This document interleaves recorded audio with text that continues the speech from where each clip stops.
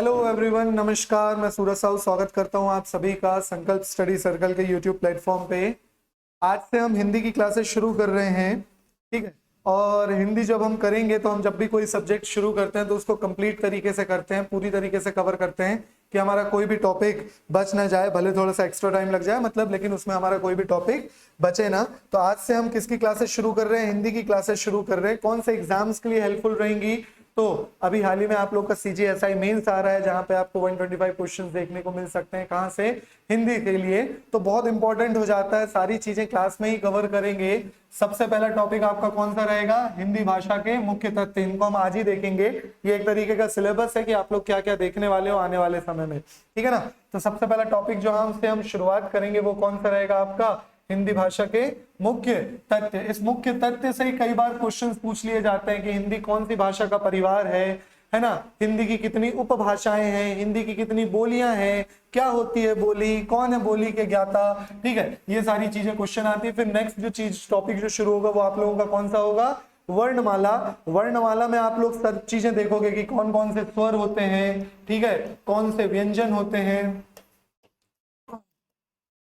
कौन से व्यंजन होते हैं, सघोष व्यंजन, आघोष व्यंजन, अल्प प्राण, महाप्राण, ये सारी चीजें क्या होती है, कितने टाइप के स्वर होते हैं आपके, ये सारी चीजें आप लोग किसमें देखोगे? वर्णमाला में देखोगे। क्या होती है किसी भी ध्वनि की या किसी भी स्वर की सबसे छोटी इकाई क्या होती है, सबसे बड़ी इकाई क्या होती है, ये सारे टॉपिक आप लोगों को देखने को मिलेंगे किसमें? वर्णमाला में। नेक्स्ट आ गया आपका संज्ञा, फिर उसके बाद लिंग, फिर वचन, कारक, सर्वनाम, विशेषण, क्रिया, विशेषण, क्रिया, और यहाँ पे एक और टॉपिक आता है क्रिया विशेषण, ठीक है। विशेषण अलग है, क्रिया अलग है, और एक और टॉपिक कौन सा आता है? क्रिया विशेषण का आता है। फिर उसके बाद काल, अव्यय, है ना। यहां से एक चीज आप लोग की बहुत इंपॉर्टेंट चीजें शुरू होगी, संधि। हम ये वाले टॉपिक पहले इसलिए कर रहे हैं क्योंकि इन टॉपिक्स पे अक्सर ध्यान नहीं दिए जाते हैं। हम केवल किस पे ध्यान देते हैं? संधि पे ध्यान देते हैं, समास पे ध्यान देते हैं, और ये टॉपिक अक्सर छूट जाते हैं, लेकिन इनसे बहुत इंपॉर्टेंस रखते हैं ये सारे टॉपिक, और यहाँ से अक्सर क्वेश्चन देखने को मिलते हैं, ठीक है। चलो, संधि, समास, समास के बाद अलंकार, रस, अलंकार, ये सारी चीजें यहीं पे कवर होंगी। तत्सम, तद्भव, देशज, विदेशज, ठीक है। ये क्या है? विदेशज, देशज और विदेशज, ये सारे तरीके के शब्द जो होते हैं वो यहीं पे कवर किए जाएंगे। उपसर्ग और प्रत्यय, वर्तनी एवं शुद्धिकरण, बहुत इंपॉर्टेंट टॉपिक है वर्तनी एवं शुद्धिकरण। हर एग्जाम में 4 से 5 क्वेश्चन देके जाता ही है, ठीक है। चलो, ये यहाँ से जो कुछ चीजें आ रही हैं इनकी तैयारी आप लोगों को डेली बेसिस पे करनी रहती है। जैसे रोज एक दिन अगर आप बोलोगे कि एक दिन में बैठूं 500 या 1000 पर्यायवाची शब्द याद कर लूं, या 500 या 1000 विलोम शब्द, या एक अनेक वाक्यों के लिए एक शब्द याद कर लें, तो ये पॉसिबल नहीं होता। रोज का ऐसा टारगेट बना लो कि रोज 5-5 या 10-10 शब्द, रोज 10 पर्यायवाची, 10 विलोम, अनेक शब्दों के लिए एक शब्द, 10 लोक कृतियां, 10 मुहावरे, ऐसे याद कर लोगे तो एग्जाम के समय तक आप लोग देखोगे कि आपको 1000 से भी ज्यादा चीजें याद हो चुकी होंगी। हम जितनी महत्वपूर्ण चीजें होंगी वो सारे पर्यायवाची शब्द देखेंगे, विलोम शब्द देखेंगे, वाक्यांश मतलब बड़े पूरे वाक्यांश के लिए एक शब्द देखेंगे, मुहावरे, लोक कृतियां, रचना एवं रचनाकार, ये भी याद करने वाली चीजें हैं जो मैं आप लोगों को याद करवाऊंगा। और उसके बाद जो चीजें आ जाती हैं, विविध आ जाती हैं, रिक्त स्थानों की पूर्ति वगैरह, बहुत इंपॉर्टेंट है। यहाँ से मिसलेनियस वाले टॉपिक्स जो कुछ बच जाते हैं वो यहाँ पे हम कवर करेंगे, ठीक है। तो ये तो हो गया हमारा एक तरीके का इंडेक्स कि हम क्या क्या हिंदी में कंप्लीट करेंगे। इसके अलावा हिंदी में कुछ बचता भी नहीं है, देखा जाए तो यही कंप्लीट सिलेबस है किसी भी एग्जाम्स का। जहां पे भी जनरल हिंदी पूछी जा रही है तो किसी भी एग्जाम्स का एक कंप्लीट सिलेबस यही देखा जाता है। क्लियर हो गया होगा यहाँ तक? चलो, तो आज की क्लास शुरू कर रहे हैं कि हिंदी भाषा के मुख्य तथ्य क्या क्या है, कौन कौन से वो इंपॉर्टेंट पॉइंट्स हैं। तो सबसे पहले हम क्या पढ़ रहे हैं? हिंदी भाषा। सबसे पहले हम किस चीज के बारे में पढ़ रहे हैं? भाषा। अब जब भी कोई ये भाषा जो आती है, कोई भी भाषा हो, हिंदी भाषा हो या कोई भी भाषा, ये भाषा की जो उत्पत्ति हुई है ना वो भाष धातु से हुई है। कहां से हुई है? भाष धातु से हुई है। और ये भाष धातु किस चीज का वर्ड है? संस्कृत का वर्ड है। ये सब चीजें आप लोग लिखते हुए चलोगे। भाष धातु से इसकी उत्पत्ति हुई है, और ये जो भाष धातु है, जो भाष है, वो किस चीज का वर्ड है? संस्कृत का वर्ड है। अब बात करूं मैं धातु की, तो ये धातु का मतलब मेटल मत समझना। साइंस में जो धातु का मतलब क्या होता है? मेटल। यहाँ पे मेटल नहीं हो रही है, यहाँ पे बात हो रही है कि किसी माध्यम की। यहाँ पे किस चीज की बात हो रही है? माध्यम, मीडियम। किस चीज का मीडियम? माध्यम की, मीडियम की, किस चीज का मीडियम है या किस चीज का माध्यम है ना। तो अपने विचार व्यक्त करने के लिए, किस चीज के लिए, अपने विचार व्यक्त करने के लिए जिस भी चीज का आप इस्तेमाल करते हो, अपने बारे में बताने के लिए जिस भी चीज का इस्तेमाल करते हो, उसी को क्या बोला जाता है, भाषा बोला जाता है। भाषा किस शब्द से बना है, भाष धातु से बना है। भाष धातु किस चीज की है, तो संस्कृत की है। समझ में आ रहा है, क्लियर हो रहा है ना, ठीक है। तो ये जो हिंदी भाषा हम बोलते हैं, तो ये हिंदी भाषा की उत्पत्ति कहां से हुई है, भाष धातु से हुई है।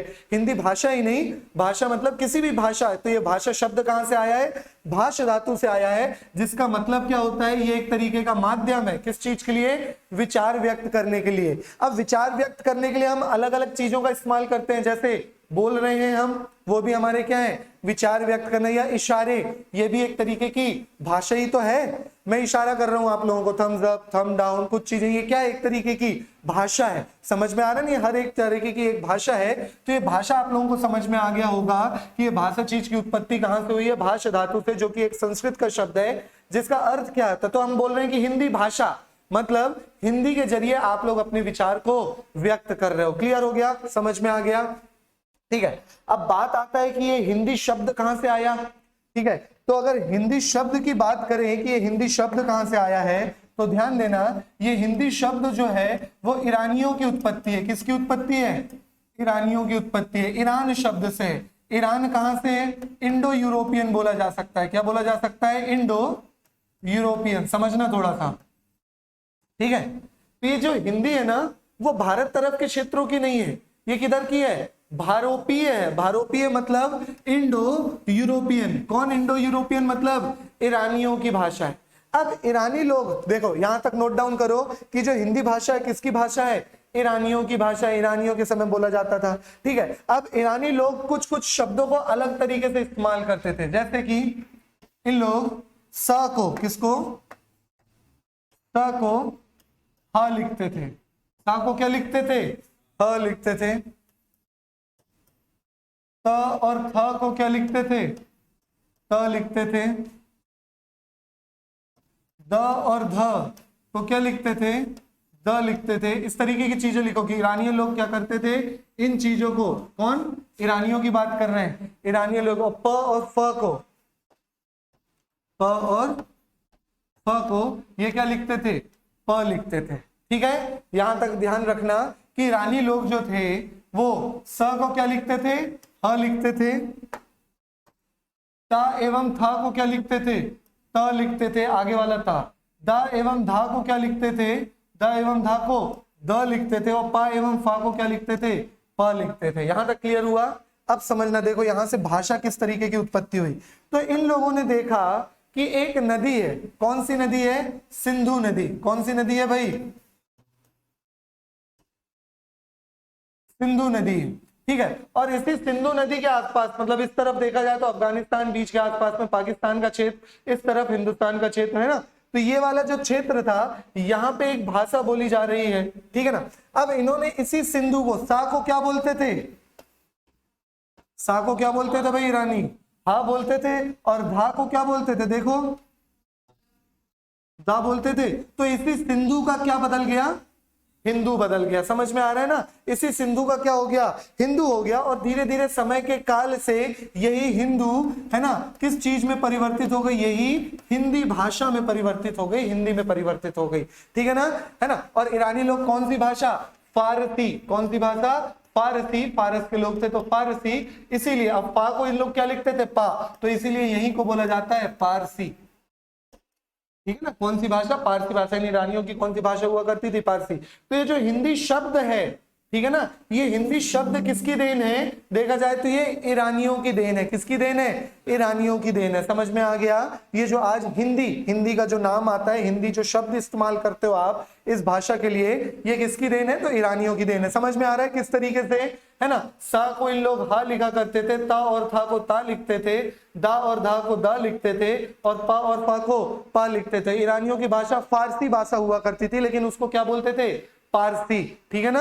और यहीं से जो सिंधु नदी के आसपास वाला क्षेत्र सिंधु बदल गया हिंदू में, और इसी से जो शब्द की उत्पत्ति हुई वो कौन से शब्द की उत्पत्ति हुई है, हिंदी शब्द की उत्पत्ति मानी जाती है। क्लियर हुआ यहां तक, समझ में आया कि अगर हिंदी पढ़ रहे हैं तो हमें पता होना चाहिए कि हिंदी शब्द की उत्पत्ति किधर से हुई, तो हिंदी शब्द की उत्पत्ति इस क्षेत्र से हुई है। कौन से देश से, ईरानी से, ठीक है ना। क्लियर हुआ यहां तक, चलो आगे देखते हैं। ठीक है, हमने क्या देखा कि भाई हिंदी भाषा जो हम देख रहे हैं, हम क्या पढ़ रहे हैं, हिंदी भाषा। तो भाषा शब्द की उत्पत्ति कहां से हुई है, भाष धातु से हुई है, ठीक है। और हिंदी की भी उत्पत्ति कहां हुई है, ईरानियों से हुई है। किस तरीके से हुई है वो हमने देख लिए।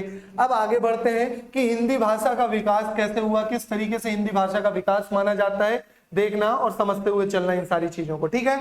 देखो, विश्व में करीब 3000 भाषाओं में से एक कौन सी भाषा है, आपकी हिंदी भाषा, ठीक है। करीब 3000 में से एक लैंग्वेज जो है, एक भाषा जो है वो कौन सी, आपकी हिंदी भाषा। परिवार के आधार पर हिंदी भारोपीय परिवार की भाषा है। देखो, भारत में जो बोलने वाले भाषा अलग हैं, लेकिन जो भारत में जो परिवार माना जाता है, ग्रुप माना जाता है, ठीक है ना, तो 4 ग्रुप मिलते हैं। कितने ग्रुप मिलते हैं, 4 ग्रुप। थोड़ा सा समझाऊंगा, याद करने की जरूरत नहीं है, इनको समझ लेना।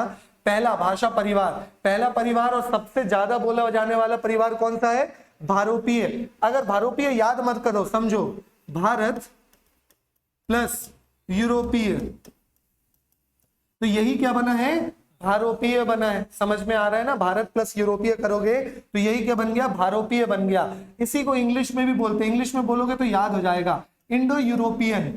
क्या बोला जाता है, इंडो यूरोपियन। समझ में आ गया, क्लियर हुआ।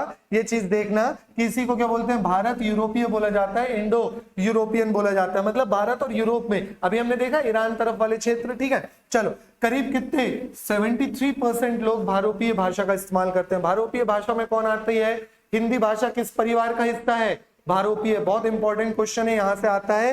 हिंदी भाषा भारोपीय परिवार का हिस्सा है, ठीक है। और सबसे ज्यादा कौन सी भाषा बोली जाती है, तो भारोपीय बोली जाती है। और भारोपीय में भी कौन सी, हिंदी।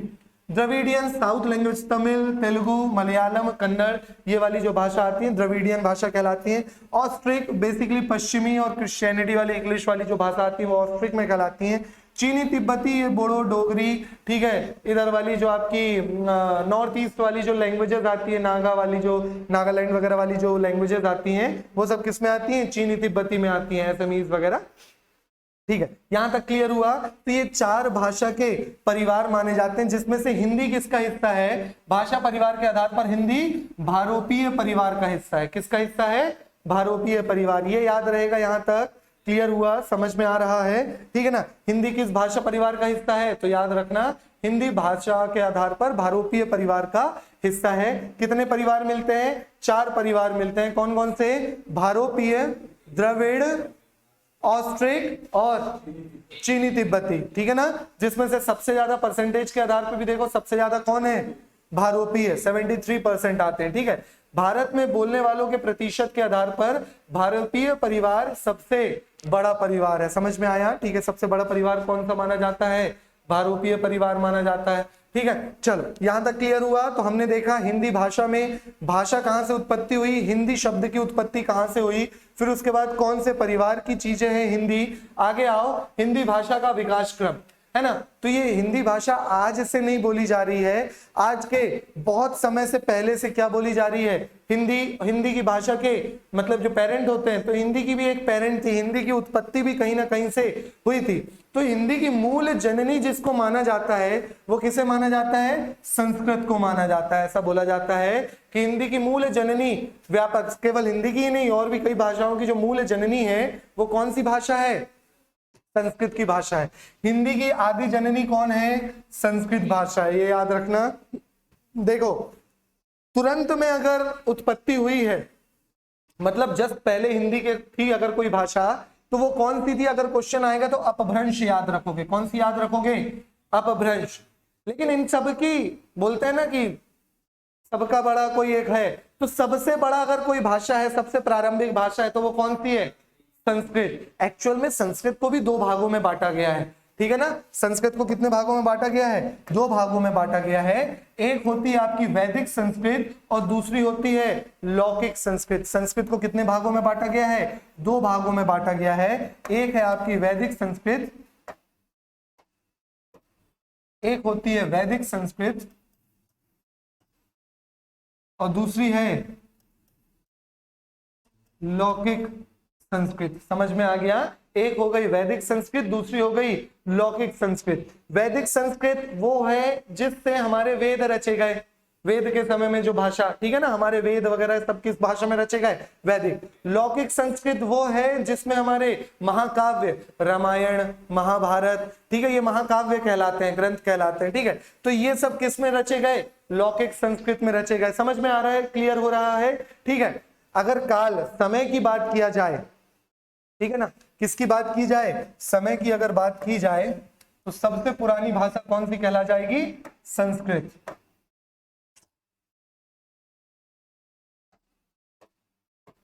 सबसे प्राचीन भाषा कौन सी हो गई? संस्कृत हो गई। ठीक है। संस्कृत में भी हमने देखे कितने रूप हैं इसके? 2 रूप हैं। पहली वैदिक संस्कृत और दूसरी लौकिक संस्कृत। अगर समय काल देखा जाए तो इसका समय चलता है 1500 बीसी से लेकर 1000 बीसी तक, ठीक है ना। 1500 बीसी से लेकर कब तक? 1000 बीसी तक। बीसी समझ रहे हो? ईसा पूर्व, ठीक है ना। बीसी मतलब क्या हो गया? ईसा पूर्व, ठीक है ना। 1500 ईसा पूर्व से लेके 1000 ईसा मसीह के जन्म के 1500 साल से पहले। समझ में आ रहा है ना? तब क्या यूज हुआ करती थी? वैदिक संस्कृत यूज हुआ करती थी, ठीक है। 500 साल कम करते चलो, ठीक है। लौकिक संस्कृत 1000 बीसी से 500 बीसी। समझ में आ रहा है ना? लौकिक कब से बोली गई, मतलब कब से इस्तेमाल की गई? तो समय देखो, ऐसा नहीं है कि आज संस्कृत इस्तेमाल नहीं की जा रही या उस समय कोई और दूसरी भाषा नहीं थी, सब थी, लेकिन जो मेन भाषा थी चलन की वो कौन सी थी? हमारी संस्कृत। इस दौर पे वो मेन भाषा मानी जाती थी, ठीक है ना। तो लौकिक संस्कृत। संस्कृत के बाद देखो, आप लोगों को पता होगा कि संस्कृत के साथ 2 चीज हमने देख ली संस्कृत में, वैदिक संस्कृत और लौकिक संस्कृत। समय काल भी याद रखते हुए चलना, 1500 से 1000, 1000 से 500। अभी आगे भी समय वैसे मिलेगा, 500 से 1 से लेके फिर 500 एडी, इस तरीके के समय काल आपको देखने को मिलेंगे। इंपॉर्टेंट क्या है ये याद रखना कि संस्कृत के बाद अगर कोई भाषा आई है तो वो कौन सी है? पाली। पाली के बाद अगर कोई आई है तो वो कौन सी है? प्राकृत। और प्राकृत के बाद ही अगर आई है तो वो कौन सी है? अपभ्रंश। समझ में आ रहा है ना? प्राकृत के बाद ही कौन सी मानी जाती है? अपभ्रंश। तो हमने देखा संस्कृत के बाद कौन सी भाषा है आप लोगों की? पाली भाषा। संस्कृत के बाद कौन सी भाषा है? पाली। ये पाली का अगर समय पूछ लिया जाए कि लौकिक समय क्या है, इसका मेन समय क्या है, तो 500 बढ़ा दो, 500 बीसी से बेसिकली अब आप बोलोगे 0 तक, ठीक है, लेकिन 0 नहीं लिखा जाता, वो अशुद्ध माना जाता है, तो 1 एडी, ठीक है ना। 500 बीसी से लेकर 1 एडी बोला जाता है कि अब देखो बीसी के बाद क्या आ जाएगा? ईस्वी शुरू हो जाएगी, इसी को आप लोग लिख लो ईस्वी, ठीक है। 500 बीसी से लेके 500 ईसा पूर्व से लेके 1 ईस्वी तक कौन सी भाषा? पाली भाषा का चलन रहा है। अच्छा, कौन से धर्म की भाषा है पाली भाषा? कौन से धर्म की है भाई? बौद्ध धर्म की भाषा कौन सी है? पाली भाषा है। बौद्ध धर्म में कौन सी भाषा इस्तेमाल की जाती थी? पाली। पाली के बाद कौन सी भाषा आई है? प्राकृत भाषा। पाली के बाद कौन सी भाषा आई है? प्राकृत। इसका समय काल अगर पूछा जाए तो 1 ईस्वी से 500 ईस्वी। अरे समझ में आ रहा है ना? ठीक है। तो 500 ईसा पूर्व से लेके 500 ईस्वी तक कौन सी भाषा चली है? एडी तक कौन सी भाषा चली है आपकी? पाली और प्राकृत। अब अगर मैं पूछूं कि प्राकृत भाषा कौन से धर्म की भाषा है? कौन से धर्म की भाषा है? जैन धर्म की भाषा है, ठीक है। प्राकृत भाषा कौन से धर्म की भाषा कहलाएगी? जैन धर्म की भाषा कहलाएगी। क्लियर हो गया? ठीक है ना। तो ये चीजें आप लोगों को याद रखनी है, एग्जाम में पूछ सकता है कि हिंदी भाषा के पहले जो समय काल था, पूछ सकता है, क्या पूछता है, इनको अरेंज करने को कई एग्जाम्स में पूछा जाता है, ठीक है ना, कि इनका समय काल क्या था, समय के अनुसार इन भाषाओं को क्या करना है? अरेंज करना है। संस्कृत में भी हमने अंदर देखे वैदिक संस्कृत और लौकिक संस्कृत। तो यहां तक समझ में आया? संस्कृत, पाली, फिर उसके बाद प्राकृत। अब प्राकृत के बाद अगर कोई भाषा आई है तो वो कौन सी है? अपभ्रंश भाषा आई है। कौन सी आई है? अपभ्रंश, ठीक है। प्राकृत के बाद अगर कोई भाषा आई है तो वो कौन सी आई? फिर 500 और बढ़ा दो, 500 बढ़ाओगे तो 500 ईस्वी से लेके 1000 ईस्वी। समझ में आ रहा है ना। और इसी अपभ्रंश के अंदर के समय, इस अपभ्रंश में बहुत अशुद्धताएं आई और इसी अपभ्रंश के अंदर के समय में आती है शौरसेनी अपभ्रंश। कौन सी अपभ्रंश? शौरसेनी अपभ्रंश। ठीक है, अवहट भी इसी का एक अशुद्ध रूप है, जो यहाँ पे अवहट लिखा हुआ देखने को मिलता है ना आपको। संस्कृत, पाली, प्राकृत, अपभ्रंश। अपभ्रंश का ही एक प्रकार में आता है शौरसेनी अपभ्रंश। कौन सी अपभ्रंश? शौरसेनी। ठीक है, और इसी का एक अशुद्ध रूप है कौन सी? अवहट। और उसी के बाद अगर उत्पत्ति हुई है तो किसकी उत्पत्ति हुई है? हिंदी की उत्पत्ति हुई है। इसी के बाद किसकी उत्पत्ति हुई है? हिंदी। 1000 ईस्वी से लेकर अभी तक, 1000 ईस्वी से लेकर अभी तक इस भाषा का इस्तेमाल हो रहा है। समझ में आ गया? शुद्ध हिंदी का इस्तेमाल तो हम भी नहीं करते हैं, क्लियर है ना। तो अभी तक ये सारी चीजें, इसमें विशुद्धियां मिल मिल के चीजें, हिंदी का इस्तेमाल किया जा रहा है। नोट बना के एक पॉइंट लिखोगे यहाँ पे ही। नोट को हिंदी में जब लिखते हैं तो हम विशेष के रूप में लिखते हैं। नोट बना के लिखोगे, नोट को ही विशेष लिखा जाता है हिंदी में, ठीक है ना। नोट बना के लिखोगे, हिंदी का मानक समय, हर भाषा का एक मानक समय होता है ना। हिंदी का मानक समय 1100 ईस्वी से शुरुआत मानी गई है। कहां से शुरुआत मानी गई है? 1100 एडी, 1100 ईस्वी की हिंदी की मानक समय माना गया है कि हिंदी की जो मानक समय की शुरुआत हुई है वो कहां से हुई है? 1100 ईस्वी। समझ में आया ये समय का काल? ठीक है, कि किस हिसाब से समय के आधार पर भाषाओं में क्या हो गया? परिवर्तन हो गया। क्लियर हुआ यहां तक? समझ में आ गया? ठीक है, चलो एक बार रिवीजन करो। यहां तक हमने क्या देखा? हमने देखा कि भाई प्राचीन काल में, ठीक है, कौन सी भाषाओं का इस्तेमाल हुआ करता था? संस्कृत। ठीक है, एक समय था जब हमारे वेद लिखे जा रहे थे, 4 तरीके के वेद, ऋग्वेद, सामवेद, यजुर्वेद, अथर्ववेद। ठीक है, ये सारी जब वेद लिखे जा रहे थे, वेद के साथ अरण्यक थे, ब्राह्मण थे, उपनिषद थे, ठीक है, अलग अलग वेदांग थे, अलग अलग चीजें देखने को मिलती हैं। तो उस समय कौन सी भाषा थी? वैदिक संस्कृत थी। कौन सी थी? वैदिक संस्कृत का इस्तेमाल किया जाता था।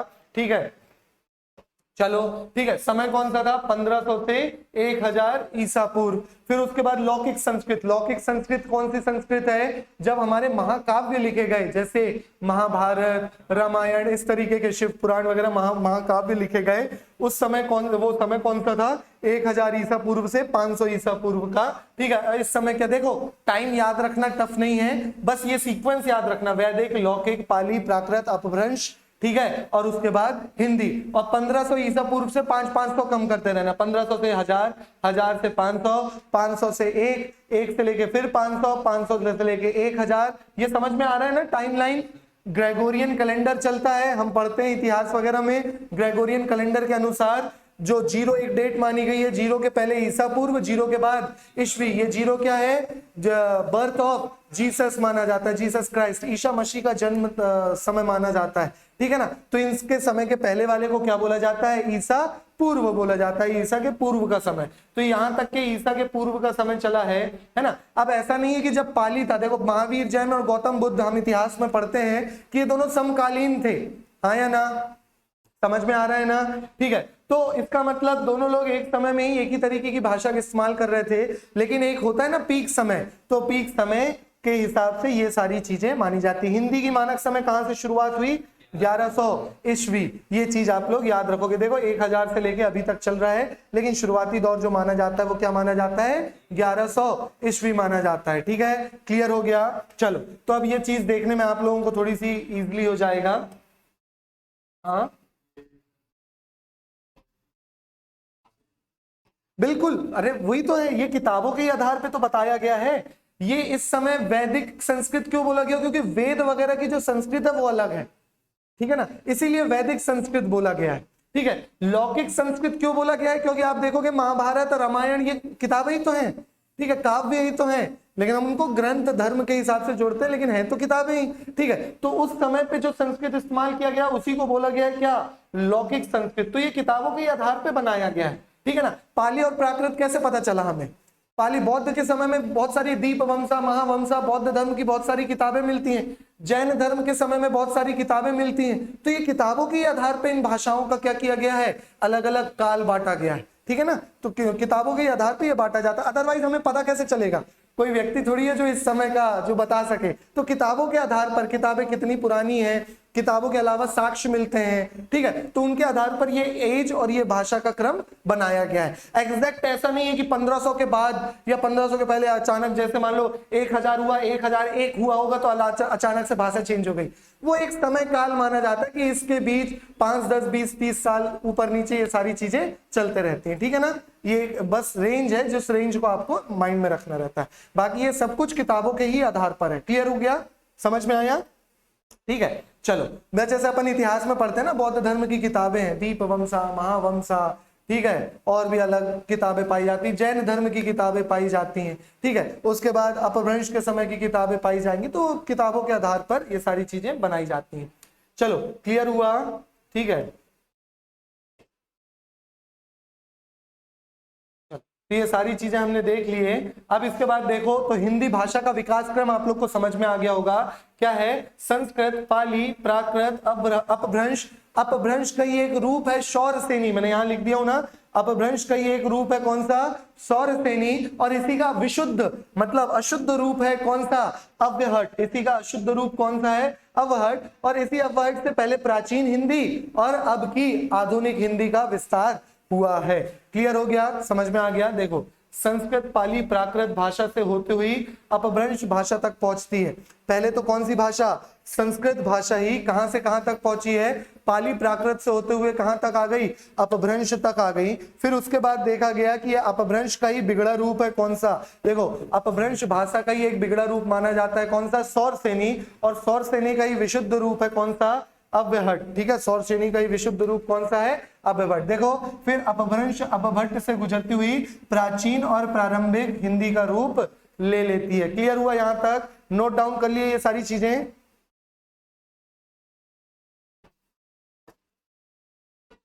क्लियर हो गया? विशुद्धतः हिंदी भाषा के इतिहास का आरंभ कहां से माना जाता है? अपभ्रंश से माना जाता है, मैंने अभी बताया। ठीक है, मूल जननी जो बेसिक जननी हो गई इन सबकी, वो कौन है? संस्कृत। लेकिन माना जाए कि हिंदी की शुरुआत कहां से मानी जाती है, तो वो अपभ्रंश से मानी जाती है। क्लियर हुआ? समझ में आया? आगे बढ़े। ठीक है, ये वाला टाइमलाइन और पूरी चीज याद रखनी है, ये सीक्वेंस याद रखना है आप लोगों को। सीक्वेंस याद हुआ क्या? क्या है सीक्वेंस? संस्कृत, संस्कृत में कौन सा पहले? वैदिक और लौकिक। ठीक है, इसके बाद कौन सी आएगी? पाली। कौन सी? पाली। फिर प्राकृत, फिर अपभ्रंश, और फिर अपभ्रंश में भी कौन सी? शौरसेनी। शौरसेनी का विशुद्ध या बिगड़ा हुआ रूप अव्यहट, और इसी से अव्यहट, ठीक है, और इसी से प्राचीन हिंदी और फिर आधुनिक हिंदी जो आज के समय की हिंदी चल रही है। क्लियर हो गया? समझ में आ गया?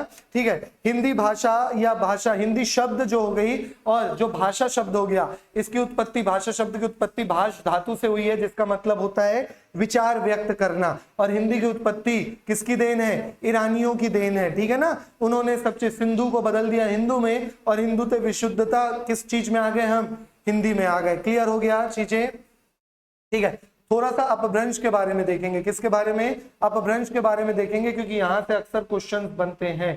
ठीक है ना, कि अपभ्रंश भाषा क्या है और किस तरीके से इसकी उत्पत्ति हुई है। देखो, अपभ्रंश भाषा का विकास अभी हमने देखे 500 से लेकर 1000। अभी हमने क्या देखे? अपभ्रंश भाषा का विकास कहाँ हुआ है? देखो जरा, ये देखो, अपभ्रंश का विकास 500 से लेके 1000 दिख रहा है ना। 500 से लेके 1000 ईस्वी के दौरान किस चीज के विकास हुआ है? अपभ्रंश भाषा। तो देखो, अपभ्रंश भाषा का विकास 500 ईस्वी से लेकर 1000 ईस्वी के मध्य हुआ, और इसमें साहित्य के आरंभ मतलब 8वीं सदी ईस्वी के आरंभ में कई किताबें, जैसे अब आप किताबों का बोल रहे थे, देखो यहाँ के भी समय कैसे पता चला? एक कवि थे, क्या नाम था? स्वयंभू। क्या नाम था इन कवि का? स्वयंभू नाम था। ठीक है ना, ये इतने प्रसिद्ध थे, इनको अपभ्रंश भाषा का क्या बोला जाता है? वाल्मीकि बोला जाता है। ठीक है ना, अपभ्रंश भाषा का वाल्मीकि बोला जाता है। किनको? स्वयंभू को। स्वयंभू को क्या बोला जाता है? अपभ्रंश भाषा का। किसका? अपभ्रंश का वाल्मीकि बोला जाता है इनकी रचनाओं से। और इन्हीं की किताब से हमें पता चलता है क्या कि इस दौरान की किताब है, ठीक है, से हुआ, जो 13वीं सदी तक चलता रहा। कब तक चलता रहा? 13वीं सदी के आसपास तक ये चलता रहा। अपभ्रंश किससे है? ये सारी चीजें तो आप लोग को आगे देखने को मिलेगी कि किस किस चीजों से मिलकर इनका बना। शब्द का या तो शाब्दिक अर्थ है पतन, अपभ्रंश का शाब्दिक अर्थ क्या है? पतन। ऐसा माना जा रहा था कि अपभ्रंश के समय में जो भी भाषाएं आ रही थी विशुद्ध रूप से आ रही थी। विशुद्ध रूप से मतलब बिगड़ी हुई भाषाएं बोला जाता है, ठीक है। बिगड़ी हुई भाषाएं होता है ना, जैसे कई चीज को हम बिगाड़ के बोल देते हैं, है ना, कि अरे पैरों में ही तो दर्द हो रहा है, या इसको बोल देते हैं पाँव पैरों, अलग अलग चीजें बोल देते हैं ना, तो इसी को बोला जाता है बिगड़ी हुई भाषा, ठीक है ना। निंदिया, नींद, ठीक है, इससे कई बार हम ऐसे डे टू डे लाइफ में ऐसी भाषा बोल देते हैं, इन्हीं को बोला जाता है बिगड़ी हुई भाषा। किंतु अपभ्रंश साहित्य से अभिष्ट, ये क्या है? साहित्य से अभिष्ट है, साहित्यों से थोड़ी सी क्या है? अलग है। प्राकृत भाषा से विकसित भाषा विशेष का साहित्य। मतलब देखो ये लाइन क्या लिखी है, समझ लेना, समझोगे तो क्लियर हो जाएगा, लिखा हुआ थोड़ा सा टफ है। ये माना जाता है कि प्राकृत का मतलब क्या होता है? तो प्राकृत का मतलब होता है पतन। अब ये नाम क्यों रखा गया पतन? क्योंकि ऐसा माना जा रहा था कि अच्छी अच्छी भाषाएं, जो एक लैंग्वेज थी, जो अच्छी भाषाएं का इस्तेमाल किया जा रहा था, उसका क्या हो रहा है? पतन हो रहा है। लेकिन यहाँ प्राकृत का जो इस्तेमाल, मतलब अर्थ तो होता है पतन, लेकिन प्राकृत का इस्तेमाल, प्राकृत अर्थ भाषा का इस्तेमाल इस तरीके से नहीं किया गया है। किस तरीके से किया गया है? ऐसा बोला गया है कि अपभ्रंश भाषा से, मतलब सॉरी, प्राकृत भाषा से जो भाषा आई है उसी को क्या बोला जाता है? अपभ्रंश बोला जाता है। सीक्वेंस में हमने देखा संस्कृत, पाली, प्राकृत, अपभ्रंश। अपभ्रंश का मतलब हुआ पतन, लेकिन यहां पर वो माना नहीं जाता। माना क्या जाता है कि भाई प्राकृत से आई हुई भाषा को ही क्या बोलते हैं? क्या बोलते हैं? अरे प्राकृत से आई भाषा को ही क्या बोलते हैं? अपभ्रंश बोलते हैं। अरे याद हो रहा है, समझ में आ रहा है क्या बोल रहा हूं मैं? प्राकृत सॉरी, अपभ्रंश का मतलब क्या हुआ? पतन। अपभ्रंश का मतलब क्या हुआ? बेसिक मतलब क्या हुआ? पतन। लेकिन माना क्या जाता है अपभ्रंश का मतलब? प्राकृत भाषा से उत्पत्ति हुई है जिस भाषा की, उसी को क्या बोला जाता है? अपभ्रंश बोला जाता है। समझ में आ रहा है? अगर हम 4 सीक्वेंस बोले तो सबसे पहले कौन सी भाषा आई है? संस्कृत में कौन सी? वैदिक संस्कृत और लौकिक संस्कृत। इनका समय काल 1500 से 500, 1000 और 1000 से 500 ईसा पूर्व, ईस्वी की बात नहीं हो रही है, ठीक है। फिर संस्कृत के बाद पाली, पाली में 500 से लेके 1 ईस्वी तक, ठीक है। फिर पाली के बाद प्राकृत 1 से 500 ईस्वी, प्राकृत के बाद अपभ्रंश, और अपभ्रंश का समय 500 से 1000। फिर उसके बाद हिंदी, हिंदी का मानक समय क्या माना गया है? 1100 ईस्वी, ठीक है। चलो आगे देखो, स्वयंभू, इनके अपभ्रंश भाषा के प्रमुख रचना कौन हो गए? स्वयंभू हो गए। इसीलिए देखो अपभ्रंश का वाल्मीकि कहा जाता है। किसको? बहुत इंपॉर्टेंट है ये अपभ्रंश का वाल्मीकि। किसको? कई किताबों में नहीं मिलेगा, स्टैंडर्ड बुक्स में मिलेगा केवल ये। अपभ्रंश का वाल्मीकि किसको कहा जाता है? स्वयंभू को कहा जाता है। उनकी रचना थी पौम चरित्र। उनकी रचना कौन सी थी? पौम चरित्र इनकी रचना मानी जाती थी, उसी के लिए बोला जाता था पौम चरित्र, ठीक है ना। क्या है? अर्थात, इसका अर्थात क्या हो गया? राम काव्य, ठीक है ना। श्री रामचरित्र के बारे में जो चीज इन्होंने लिखी थी, तो अपभ्रंश में क्या थी? पौम चरित्र, ठीक है ना। इसका अर्थ क्या हुआ करता था? राम काव्य। मोस्ट इंपॉर्टेंट है ये,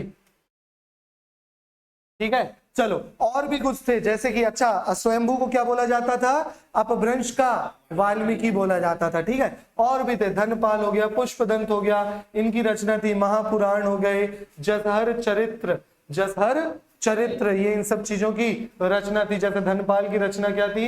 महापुराण। पुष्पदंत की रचना क्या थी? जशहर चरित्र, ठीक है ना। ये सब कौन सी भाषा में थी? तो अपभ्रंश भाषा में। कल को इन किताबों का नाम आए, महापुराण, ये वेदों वाली पुराण से लिंक मत करना इसको, ठीक है ना। चलो, तो ये पुराण अलग है, पौम चरित्र अलग है, जसहर चरित्र अलग है, इनके राइटर अलग है, और ये सब कौन सी भाषा में है? अपभ्रंश भाषा में, ठीक है। यहां तक क्लियर हो गया।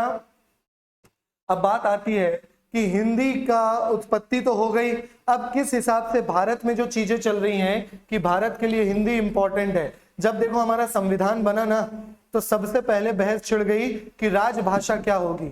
राजभाषा क्या होती है? ऑफिशियल लैंग्वेज, राजकाज की भाषा। राजभाषा मतलब राजकाज की भाषा, मतलब संसद में, अलग अलग क्षेत्रों में, अलग अलग जगह पे कौन सी भाषा का इस्तेमाल किया जाएगा, ठीक है। कौन सी भाषा का इस्तेमाल किया जाएगा? जब ये बात उठी है ना, तो हिंदी के लिए विरोध उत्पन्न हो गया। कहां से? दक्षिण भारत से, नॉर्थ ईस्टर्न के लोगों से विरोध उत्पन्न हो गया। बोले पूरे देश में तो हिंदी बोली ही नहीं जाती है, तो क्यों हिंदी को राजकाज भाषा बनाया जाए, है ना। तो कुछ सालों के लिए, बेसिकली 15 सालों के लिए डिसाइड कर दिया गया कि नहीं, इंग्लिश में ही सारे काम होंगे, लेकिन हिंदी की ऑफिशियल लैंग्वेज बनाएगी। लेकिन एक लैंग्वेज तो बनानी ही थी, ठीक है। इसीलिए ये डिसाइड किया कि भाई देखो, आप अपनी लोकल लैंग्वेज में काम कर लो, हमें कोई दिक्कत नहीं है, ठीक है। इंग्लिश वाली भाषा भी चलते ही रहेगी, लेकिन ऑफिशियल लैंग्वेज के हिसाब से राजकाज की भाषा अगर निर्धारित करनी है तो 14 सितंबर 1949, समझ में आ रहा है ना, 14 सितंबर 1949 को यह डिसाइड किया गया कि हिंदी को किसका संवैधानिक रूप से मान लिया गया कि हिंदी को क्या मान लिया जाएगा? राजभाषा मान लिया जाएगा। इसीलिए तब से 14 सितंबर को क्या मनाया जाता है? हिंदी दिवस मनाया जाता है। समझ में आ रही है थोड़ी सी कहानी? विवाद तो उत्पन्न हुआ था राजभाषा के लिए, ठीक है ना। जब हम संविधान पढ़ते हैं तब भी हम ये चीज डिस्कस करते हैं कि विवाद उत्पन्न हुआ, लेकिन बोला गया कि भाई देखो, विवाद करने वाली कोई बात नहीं है। अंग्रेजी तो रख नहीं सकते थे हम अपनी राजभाषा, क्योंकि वही हम पे शासन करके गए थे, अंग्रेज हम पे छोड़ के गए, हमने उन्हीं की भाषा अपना ली, ठीक है। और द्रविडियन भाषा कोई ले नहीं सकते थे, चीनी तिब्बती भाषा ले नहीं सकते थे, क्योंकि देखो परसेंटेज देखो कितने ही लोग बोल रहे हैं भारत में, ठीक है। यहाँ पे देखो कितने लोग बोल रहे हैं, 73% हिंदी बोल रहे हैं भारोपीय, ठीक है। बाकी 25% द्रविड़ है, केवल 1/4 1/4 लोग क्या है साउथ के, उसमें भी भाषा तेलुगु, तमिल, कन्नड़, मलयालम, अलग अलग भाषाएं, ठीक है। 1.3% केवल ऑस्ट्रिक है, चीनी तिब्बती तो और देखो 0.7%। तो इन भाषाओं को रख नहीं सकते थे।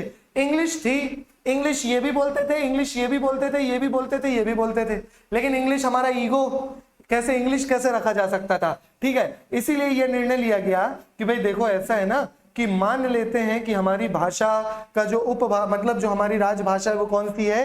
हिंदी ही है, लेकिन आप अपनी राजकाज में जो भाषा का एक ऑब्लिक करके रख दिया गया कि इंग्लिश भी इस्तेमाल कर सकते हो और अपनी लोकल लैंग्वेज भी अपने स्टेट में इस्तेमाल कर सकते हो। और ये सब कब हुआ? 14 सितंबर 1949। इसलिए 14 सितंबर से क्या मनाया जाता है? हिंदी दिवस के रूप में मनाया जाता है। यहां तक क्लियर हुआ? समझ में आ गया? अब आगे बढ़ते हैं। उपभाषाएं एवं बोलियां, जहां से क्वेश्चन आती हैं वही चीजें देखेंगे हम, ठीक है। नेक्स्ट टॉपिक क्या है हमारा? उपभाषाएं एवं बोलियां, ठीक है। हर भाषा की एक उपभाषा होती है और हर उपभाषाओं की अपनी अपनी बोलियां होती हैं, ठीक है ना। समझ में आ रहा है? हिंदी की कुल कितनी उपभाषा है? तो याद रखना, हिंदी की कुल कितनी? 5 उपभाषाएं हैं। कितनी उपभाषाएं हैं? 5। अब थोड़ा सा समझ लेते हैं कि उपभाषा क्या होती है और बोली क्या होती है।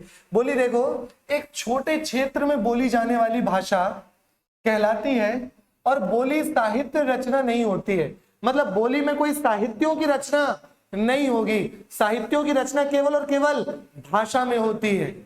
समझ में आ रहा है? साहित्यों की रचना केवल किस में होती है?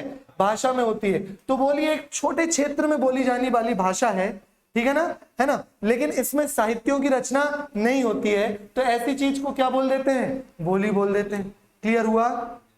ठीक है। आगे देखो, उपभाषा। उपभाषा समझो क्या है? अगर किसी बोली, देखो छोटे से क्षेत्र में बोल रहे हैं तो बोली, अब इसी का क्षेत्र बड़ा हो गया, ज्यादा लोग बोलने लगे, समझ में आ रहा है ना।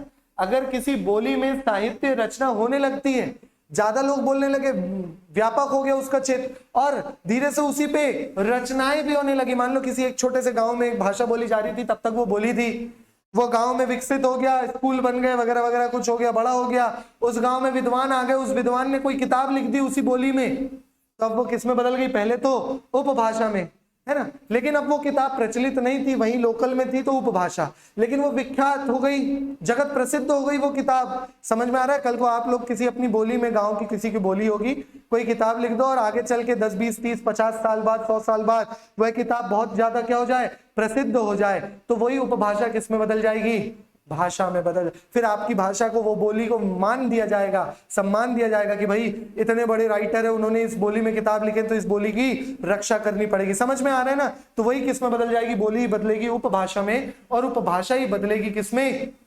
भाषा में। समझ में आ रहा है? ठीक है। अगर किसी बोली में साहित्य रचना होने लगती है और क्षेत्र का विकास हो जाता है, तो वह वो बोली न रहकर क्या बन जाती है, उपभाषा बन जाती है। और भाषा देखो, साहित्यकार जब भाषा को अपने साहित्य के द्वारा परिनिष्ठित सर्वमान्य रूप से प्रदान कर देते हैं, मतलब यही समझ लो सिंपल रूप से कि वही उपभाषा बहुत ज्यादा क्या हो जाए, प्रख्यात हो जाए, बड़े बड़े राइटर उस पर चीजें लिखने लगे, जगत प्रसिद्ध हो जाए, तो वो चीज क्या बन जाती है, भाषा बन जाती है। अरे क्लियर हुआ, समझ में आ गया? भाषा, बोली और उपभाषा। आज के बाद कभी भी अगर बोला जाए कि बोली क्या है तो समझ में आ जाएगा, छोटे से क्षेत्र में बोले जाने वाली। बोले ये क्या है, फिर इसके अलावा कोई डेफिनेशन? बोले बोलियों में कोई किताब या कोई साहित्य नहीं लिखा जाता। बोले अगर लिख दिया तो बोले पहले वो उपभाषा बनेगी, ठीक है, पहले क्या बनेगी, उपभाषा। और यही चीज बहुत प्रसिद्ध हो जाए, जगत प्रसिद्ध हो जाए, तो वही क्या बन जाएगी, भाषा बन जाएगी। समझ में आ गया? क्लियर हुआ? देखो, तथा उसका और क्षेत्र क्या हो जाए, विस्तार हो जाता है, तब वह क्या कहलाने लगती है वही चीज क्या कहलाने लगती है, भाषा।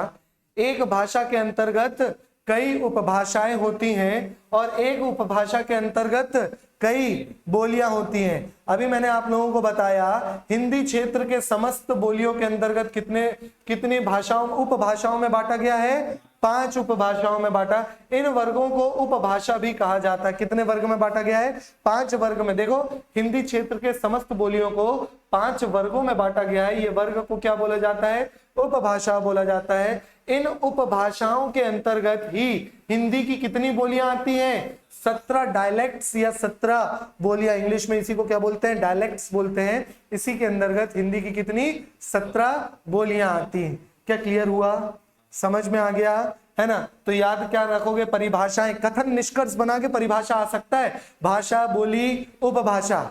अब डेफिनेशन इधर उधर कर देगा, ठीक है, उसके आधार पे आपको पहचानना है कि किस चीज की परिभाषा सही है, किसकी नहीं। कितनी उपभाषाएं हैं हिंदी की, 5। और कितनी बोलियां, 17 डायलेक्ट्स हैं, 17 बोलियां पाई जाती हैं, ठीक है ना? तो ये डाटा याद रखोगे, 5 उपभाषाएं और 17 बोलियां। इस टेबल में आप लोगों को वो सारी चीजें दिखेंगी। क्या यहां तक दिख रहा है?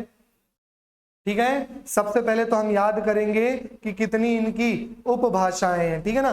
तो कितनी उपभाषाएं हैं, 5 उपभाषाएं। पहली बोलो राजस्थानी, पहली कौन सी है, राजस्थानी। दूसरी आती है पश्चिमी हिंदी, तीसरी आती है पूर्वी हिंदी, चौथी आती है बिहारी और 5वीं आती है पहाड़ी। 5वीं कौन सी है, पहाड़ी, ठीक है ना? चलो, ये आपकी क्या है, 5 उपभाषाएं हैं।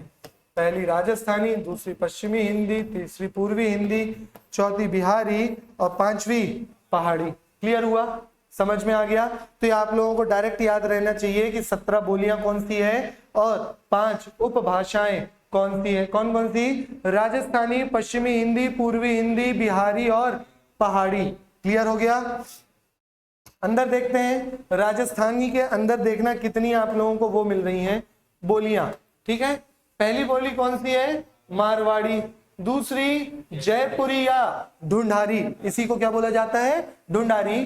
तीसरी मेवाती, है ना? अब देखो क्षेत्र भी, ये पश्चिमी राजस्थान, ये पूर्वी राजस्थान, ये उत्तरी राजस्थान, और एक क्षेत्र आता है मालवी, जो कहाँ है, दक्षिणी राजस्थान। इसीलिए आप लोग से डायरेक्ट क्षेत्र पूछता है तो इसका तो याद रखना बहुत ईजी है ना? आप आराम से बता दोगे, बस बोलियां याद रखना। बोलियों में भी आपको मारवाड़ी, जयपुरी, मेवाती याद रहेगा। मालवी से आप कंफ्यूज हो सकते हो मध्य प्रदेश से, क्योंकि मालवा क्षेत्र मध्य प्रदेश में पाया जाता है, लेकिन याद रखना मालवी जो बोली है वो किस क्षेत्र की है, प्रमुख क्षेत्र क्या है, राजस्थान, और उसमें भी कौन सा, दक्षिणी राजस्थान। अरे क्लियर हो रहा है? क्षेत्र पूछ लिए जाते हैं। ये बोली हिंदी की, ये बोली किस क्षेत्र की है, किस क्षेत्र में बोली जाती है, यहां से इस तरीके के क्वेश्चन आते हैं। नेक्स्ट है कौन सी, पश्चिमी हिंदी। अब नाम तो है पश्चिमी, तो आप लोग पश्चिम के हिसाब से गुजरात तरफ मत चले जाना। उत्तर प्रदेश वाले क्षेत्र की ज्यादातर भाषाएं किसमें आती है, पश्चिमी। देखो, कौरवी या खड़ी बोली। खड़ी बोली ये हरियाणा तरफ फेमस है, खड़ी बोली या कौरवी, समझ में आ रहा है ना? फिर उसके बाद सारी ले लो, देखो, बांगरू या हरियाणवी। हरियाणवी नहीं बोलेगा वो, क्या बोलेगा, बांगरू पूछेगा। बांगरू कहाँ की बोली है, तो पहले दे देगा ऑप्शन में हरियाणा। और किसकी बोली है, तो हिंदी की बोली है। समझ में आ रहा है? हिंदी में भी कौन सी हिंदी, पूर्वी, पश्चिमी, राजस्थानी, बिहारी, कहाँ की, पश्चिमी। समझ में आ रहा है ना? ये इस तरीके से क्वेश्चन बनेंगे, है ना? कहाँ प्रचलित है, हरियाणा, ठीक है। ब्रज भाषा कहाँ प्रचलित है, अरे ब्रज की भाषा, ब्रज, मथुरा उत्तर प्रदेश, समझ में आ रहा है ना, कहाँ की, उत्तर प्रदेश, ठीक है ना।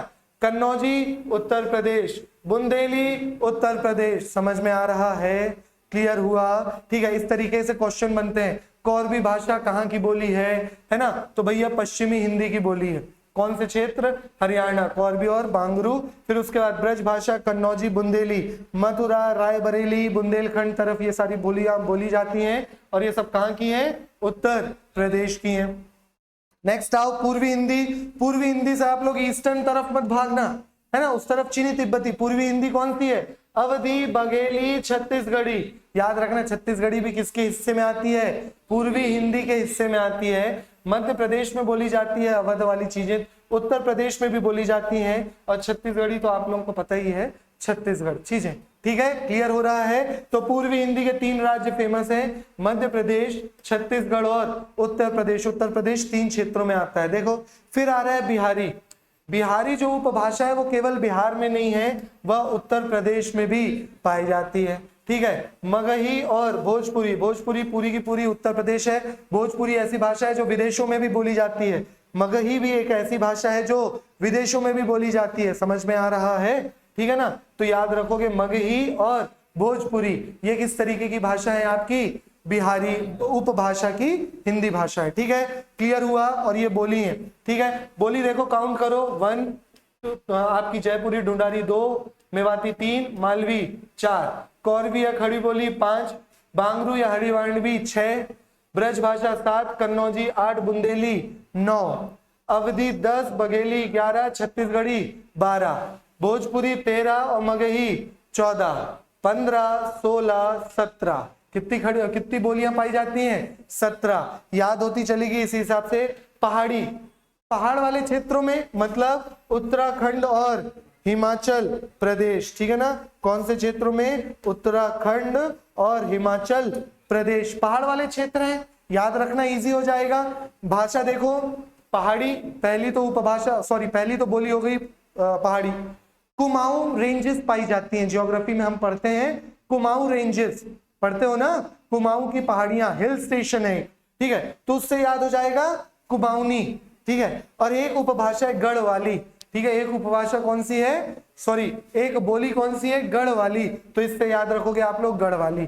तीनों की तीनों पहाड़ी, कुमाऊनी और गढ़वाली किसकी बोलियां हैं, पहाड़ी की।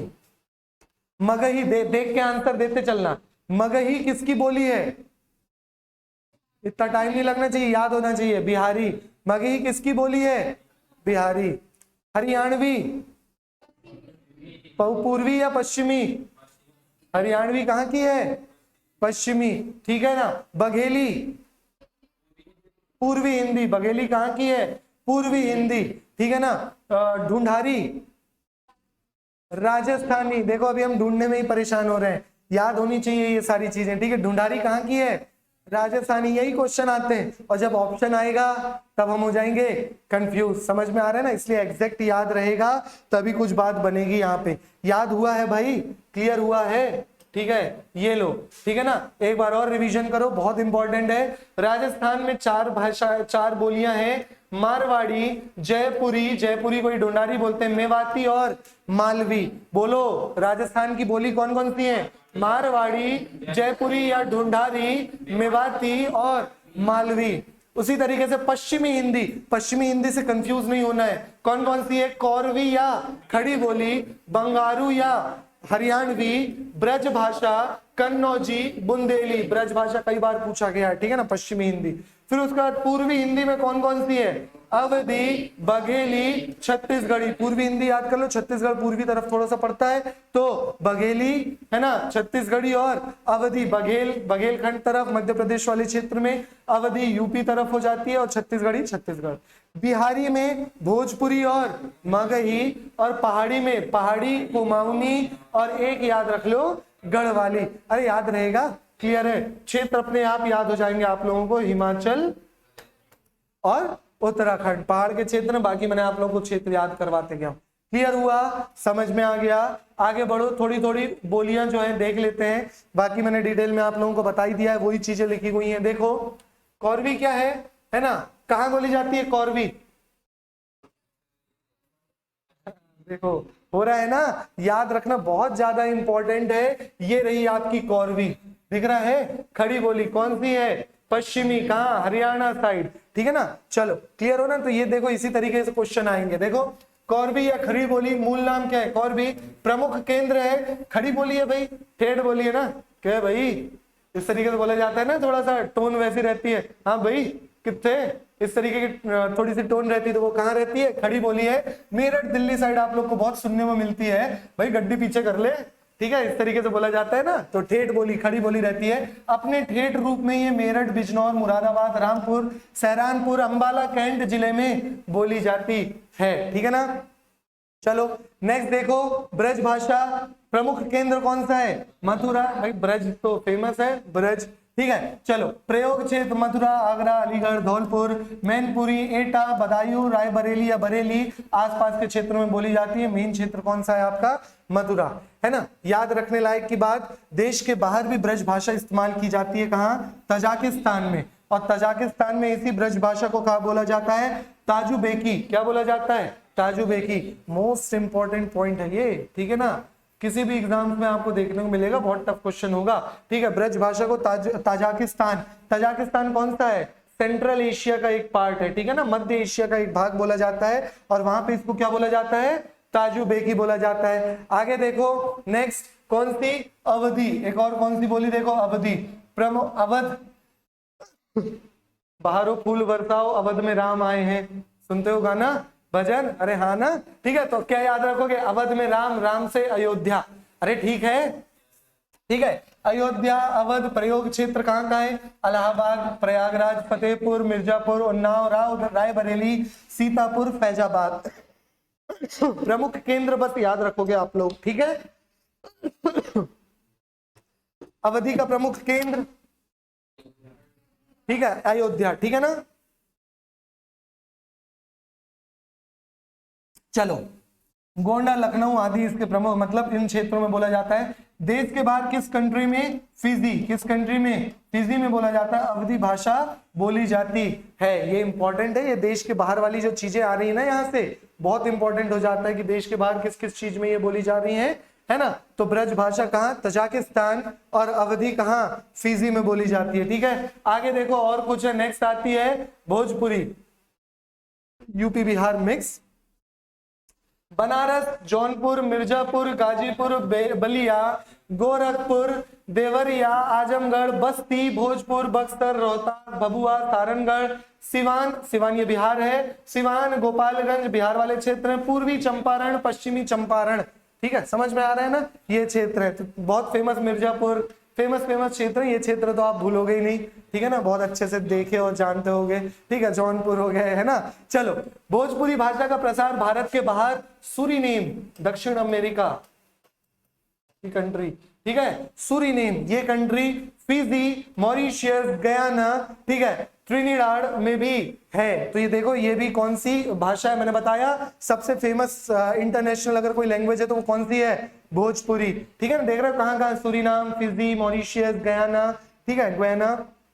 चलो इस दृष्टि से भोजपुरी अंतरराष्ट्रीय महत्व की बोली है, इसलिए इंपॉर्टेंस रखती है कौन सी भाषा, भोजपुरी भाषा। नेक्स्ट आ जाओ बिहार की मैथिली, ठीक है। लिपि कौन सी है इसकी, तिरहुता व देवनागरी लिपि, तिरहुता व देवनागरी। देवनागरी लिपि किसकी है, हिंदी भाषा की। देवनागरी लिपि किस भाषा की है, हिंदी भाषा की लिपि कौन सी है, देवनागरी। अगर पूछा जाए देवनागरी और कौन सी भाषा की लिपि है, तो मराठी की भी लिपि कौन सी है, देवनागरी ही किसकी लिपि है, मराठी की भी लिपि है, ठीक है। चलो प्रमुख केंद्र, मिथिला, मिथिला नरेश किसको बोलते थे, सीता माता के पापा को बोलते थे मिथिला नरेश। मिथिला या विदेह वैदेही क्षेत्र या तिरहुत वाला क्षेत्र। प्रयोग क्षेत्र कहाँ है, बिहार के दरभंगा, मधुबनी, मुजफ्फरपुर, पूर्णिया, मुंगेर आदि। अभी आप लोग इतिहास में अगर पढ़ रहे होंगे तो मुंगेर वंश एक पढ़े थे जिसकी राजधानी क्या थी, मुंगेर। अरे समझ में आ रहा है, याद हो रहा है,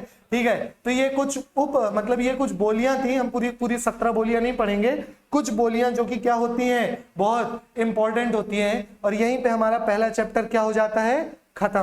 और हम करेंगे हर चैप्टर्स के बाद हम करेंगे उन चैप्टर्स के एमसीक्यू, ठीक है ना। हम हर चैप्टर के बाद उन चैप्टर्स के एमसीक्यू करेंगे। ये प्रीवियस ईयर क्वेश्चंस और कुछ अच्छे क्वेश्चंस होंगे। फटाफट बताओ भाई, क्वेश्चन नंबर पहला क्या है? हिंदी वर्णमाला किस लिपि? चलो नेक्स्ट क्वेश्चन में चेंज कर देता हूं। गुरुमुखी किसकी लिपि है? कौन सी भाषा की लिपि है? कमेंट करके बताओ भाई फटाफट, गुरुमुखी किस भाषा की लिपि है? किसी को नहीं पता? हाँ बोलो बोलो बोलो बोलो। गुरुमुखी पंजाबी। कौन सी भाषा की लिपि है? पंजाबी, ठीक है ना। गुरुमुखी किस भाषा की लिपि है? पंजाबी, यही याद रखो। देवनागरी है ना, हिंदी की अपना आंसर क्या है? हिंदी वर्णमाला, तो आंसर क्या होगा? देवनागरी। खरोष्टी और ब्राह्मी। खरोष्टी आपने प्राचीन भारत में कहा सुना है? अशोक के समय में सुना है? अरे शिलालेख देखे हो अशोक का? खरोष्टी, ब्राह्मी, ग्रीक, अरमाइक लिपि, ठीक है पढ़े? तो ये बहुत प्राचीन लिपियां हैं, ठीक है। ये अशोक के समय में, ईसा पूर्व के समय की है। देवनागरी हिंदी की लिपि है, गुरुमुखी किसकी लिपि है? पंजाबी। अरे समझ में आ रहा है? नेक्स्ट बताओ, गौतम बुद्ध के प्रवचन किस भाषा में है? अब जिसको पता होगा हाथ ऊपर करना, ठीक है ना। गौतम बुद्ध के प्रवचन किस भाषा में है? चलो प्राकृत का बताओ, प्राकृत कौन से धर्म की भाषा है?